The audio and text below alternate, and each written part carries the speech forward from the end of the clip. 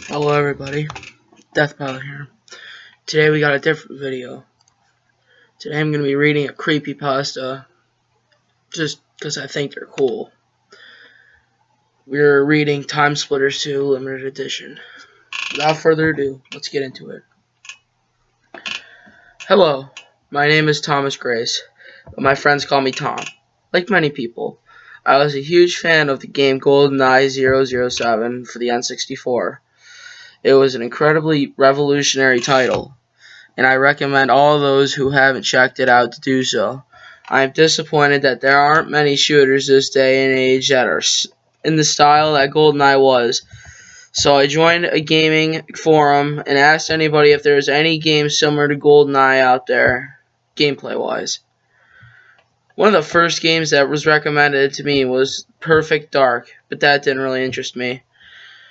But what caught my eye was somebody mentioned that there's a series called Time Splitters that was practically a spiritual successor to GoldenEye.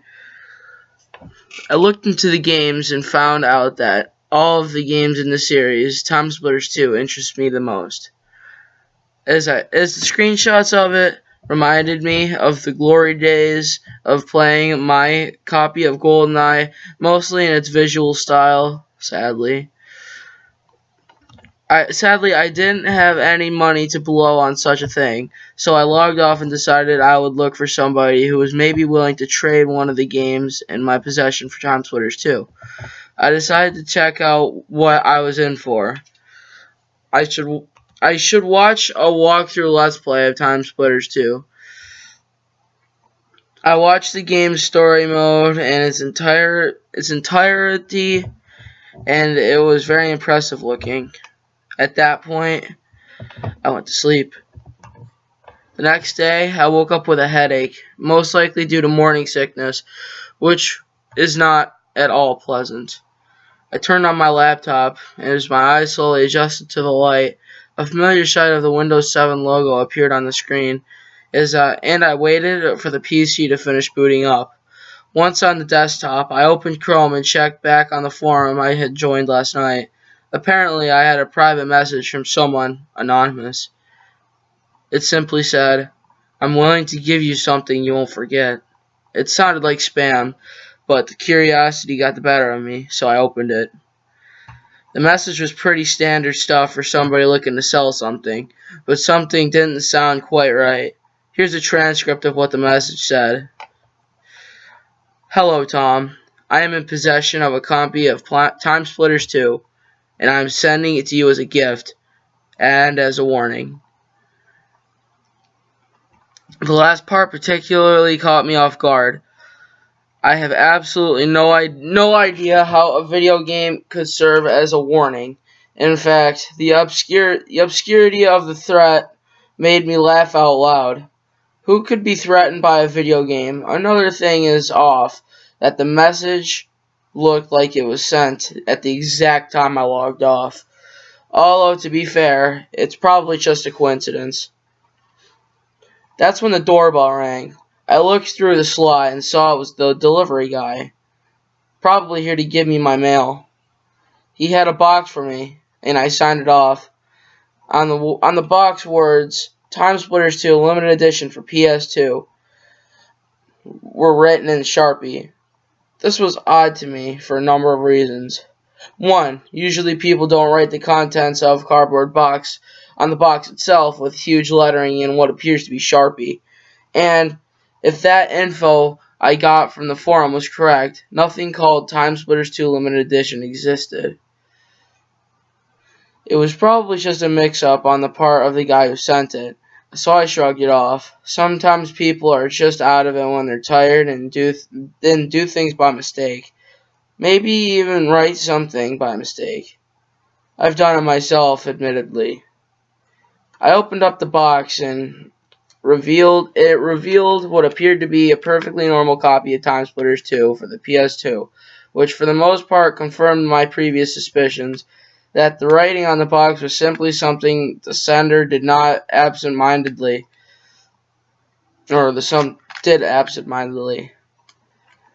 I took it out of the box and opened the case. Sure enough, the disc was in there.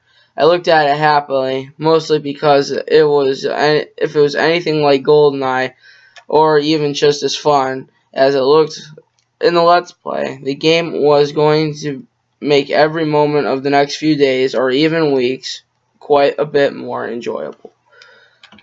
I looked out and hooked it up to my PS2 and to my TV, and I put the disc in the tray. I booted it up to the main menu when it seemed normal, except the words "Closed Beta Build 5" occupied the bottom left of the main menu. This struck me as odd, but the same time exciting, mainly because beta builds of games are rare, even more so with closed betas. Those unfamiliar with the terminology, a closed beta is the beta that is open only to the beta testers, while an open beta or public beta is called, in some cases, is opened to a larger group that includes non-employees from the company. I pressed through to the main menu for selecting things such as a story, arcade, challenge, etc. What struck me as particularly odd that it didn't ask me to name my profile, but for a beta that's normal. Pokemon Ruby's beta comes to mind, where the player was pre-named. I quickly went up to select the story mode. The cutscene from the finished game I saw in the walkthrough was there. In fact, it looked almost normal, but the graphics looked a little less polished, as to be expected from a beta version. It is likely they buffed up the graphics later. It was a normal thing for developers to do, so that they could buff out the bugs and gameplay tweaks first, and then work on the graphics with the time they have left. Once the cutscene was over, I selected the only choice I had unlocked, Siberia. It loaded up to reveal a level that, for the most part, looked the same as it did in the final version. A snowy military facility located near a dam. When I started it up, however, I noticed a number of changes. One of them was that when the cameras looked around the base and spotted you, instead of making a loud squeak noise like they usually do, a monotone voice said, "You've been spotted." Once, and then it stopped. Otherwise, the cameras behaved normally. I made my way to the roof of the buildings, as you're supposed to, and dropped into one of the storage sheds.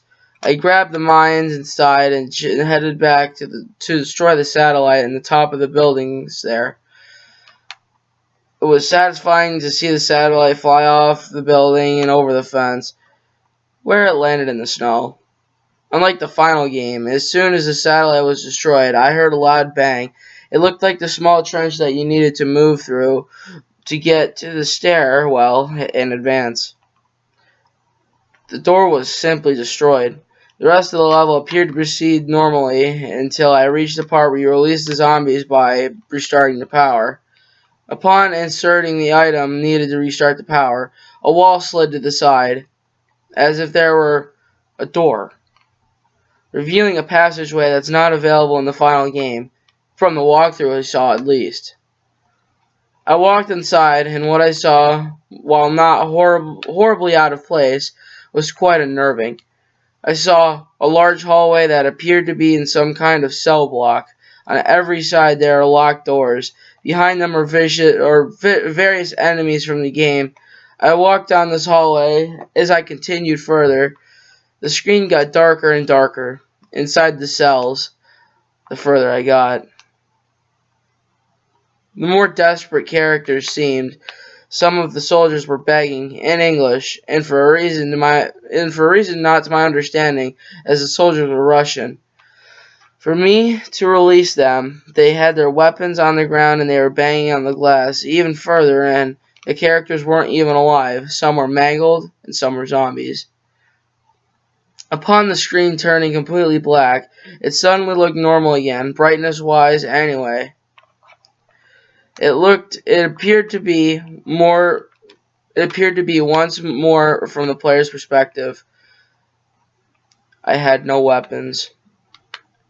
I was in the middle of a large rectangular room. Dried blood adorned on the walls.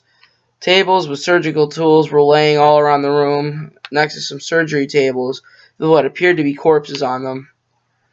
I looked around and noticed a computer terminal on the upper right corner of the room, with a chair in front of it.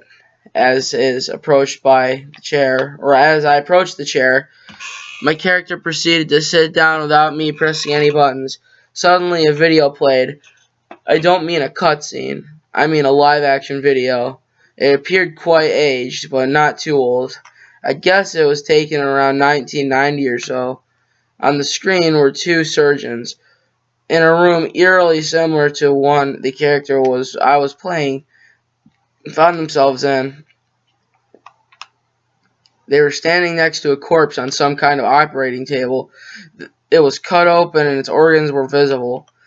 Some kind of large machine was hooked up directly to the creature's heart.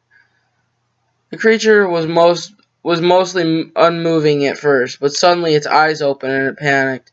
Even though it had some leather constraints holding it to the table, it tried to move about frantically. It was making loud moans and howls that sounded like the result of a terrible, terrible pain. The surgeons suddenly put down their tools and looked to the camera. They started speaking in somewhat excited tone, but I couldn't tell what they were saying, mostly because I didn't speak Russian. Even if I did, the sound of the creatures moaning behind them drowned out most of what they were saying. Suddenly, the creature burst free from its constraints.